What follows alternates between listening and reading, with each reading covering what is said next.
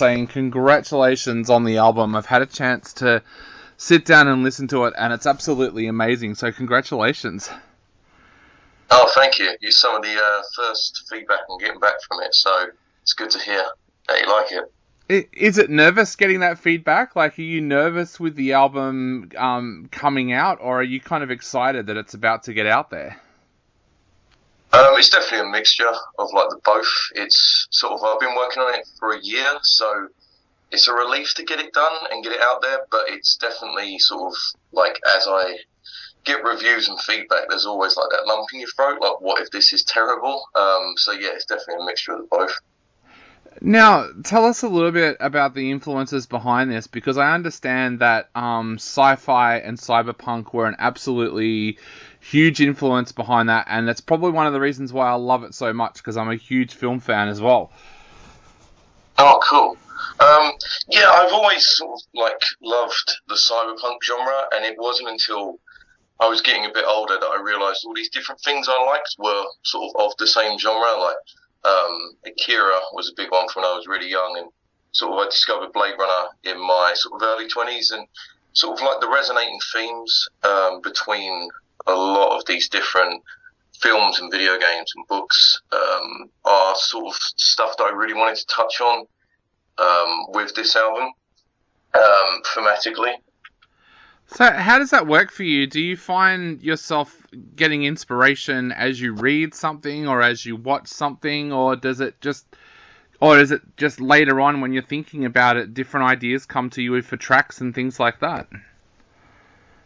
I suppose with this album, like the themes that I was singing about, were not sort of like directly influenced by cyberpunk to begin with, and it was more of like a retrospective when I had sort of everything and I was putting it together and trying to create it as like a whole package.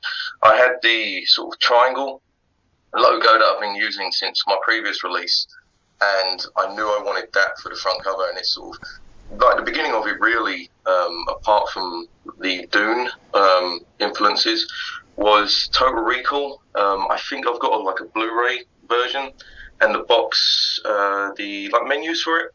Yeah. There's a triangle on it that's quite similar to the one that I was using, and it sort of like came from there. And I was like, like the iconography in Total Recall's really cool. I love like the red color and that kind of thing, and it was leaning into that, and then sort of looking at the lyrics I was writing and sort of like delving further into like cyberpunk from that kind of way. So it was more organic than. I suppose it was retrospective that I decided to sort of like really lean into the cyberpunk stuff once like the initial elements were there that made sense for that. Yeah, there's such a cinematic feel to the album. Could you see yourself one day working on a soundtrack for a game or a movie? Yeah, I'd absolutely love to do that. That's something that I've wanted to do for a long time. There's like a friend of mine is, because I used to work in the video game industry, actually. I was quality assurance, and I was constantly trying to get into like the sound departments and stuff, but because I've got no formal training in anything like music related, these companies were very reluctant to sort of like let me move into that space. But where I've still got like friends and stuff that are making their own things, I'm always getting called up by them to sort of like write stuff and that kind of thing. And in terms of movies, I'm a big Nine Inch Nails fan, big Trent Reznor fan, and like the way he's moved into films is very sort of admirable and something that I would love to do myself. But you know, he's won an Oscar, and I think I'm a little bit far off that, but I can dream. Mate, where did your love for cinema and also music come from? Like you said, you've been working hard on your music for so many years now. Where did that love for music first start out? Music, and they all come from video games, to be honest. I suppose like when I was growing up, I was really sort of very into escapism, and for me that was video games and movies. And I had like a few VHS. I was born in 1987, so I was a 90s kid, but a lot of the films I grew up with were like the 80s ones that could be afforded. So I had like Copy of Predator, Mad Max 3. I remember I had a VH copy of that, and like, you know, two films I probably shouldn't have had as a child. But I was also growing up with like Mega Drive music, or I think it's Genesis in Australia. Yeah. Stuff like Sonic the Hedgehog, Streets of Rage, and Echo the Dolphin, and like the soundtracks from those were the first. Like in retrospect, I can see now that I loved the music in those games, and that sort of influenced my love for like the more electronic sounds that I use. But at the time, there was a whole sort of thing, especially with my peers, that like video game music wasn't real music, and so I never really sort of saw it as such until I was much older and looking back at my influences. And it's something that I think's always been so wrong, because so many soundtracks out there for games have got such a symphonic feel to them, whereas people seem to, when they hear about a soundtrack for a video game, they think of things like Crazy Frog, which I think is so wrong, because there are so many orchestral and symphonic soundtracks out there that people need to learn more about that. Oh yeah, I mean, I agree massively, and I think like during my sort of teens, I was a bit sort of ashamed or like not willing to bring up the fact that I love this stuff, but now I've got no shame in it, and I often, like, you know, when I'm trying to explain why Sonic 3 and Knuckles is some of the greatest music ever made, there's always like a pushback on it, and it's not, you know, video games have grown into such a thing now that like the soundtracks really do rival movies, because why wouldn't they? Yeah. In terms of like what they can accomplish, so there's less of a pushback now. But yeah, like back in the day, and I think it's like chiptune's really come into its own now, in terms of like what people can understand can be done with it. So it's definitely good to see that. Definitely. And there's a real feel of anxiety and isolation, anger with this album as well. How much of that came from what we've all been going through over the last few years with lockdowns and things like that during the pandemic?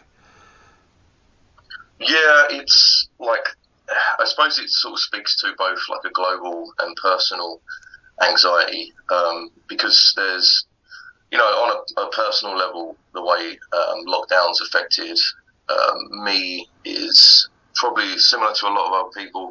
You know, not going out as much, not seeing a lot of people, and there's like a prevalent fear that just sort of seems to exist. But on a global level as well, it's just where it's like really affecting news and social media and just everything I'm sort of like reading and seeing, and it's just like a consistent sort of underbelly to everything. Is just this, just sort of like everyone just seems very afraid of each other now, and there's just such like a divide and so much like tension, and like with that is coming a lot of anxiety that really sort of affecting me and like these sort of sphere that I'm seeing online.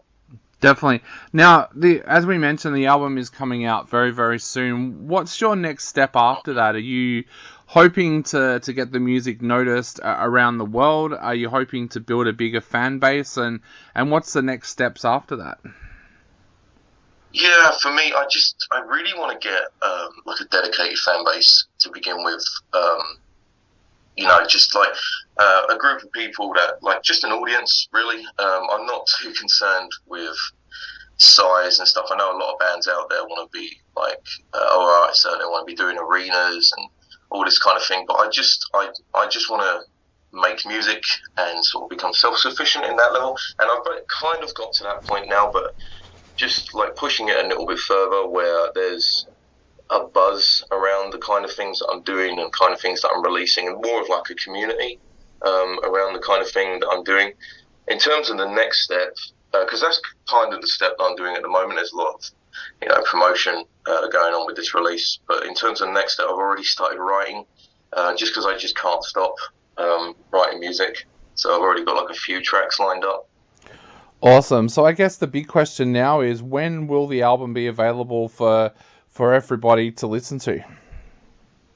29th of November. It'll be on all streaming platforms like Apple Music, Spotify, SoundCloud, and YouTube. At the moment, the first single's out, Violence, which is on Bandcamp, SoundCloud, and YouTube. Trying to remember everything's quite difficult, but I know I'll kick myself if I don't. So Yeah. Well, we're actually going to play Violence on our show right now. So, what would you like to say to everybody out there before they take a listen to this track, but also before they get a chance to listen to the album on the 29th of November as well? Well, I hope they enjoy the track to begin with, and you know, if they enjoy it, like, or even if they don't like enjoy it, just like I would like to create some discourse around it, just people talking and what they think, and you know, for the album, I hope they enjoy that as well. And again, even if they don't, I appreciate listening to it.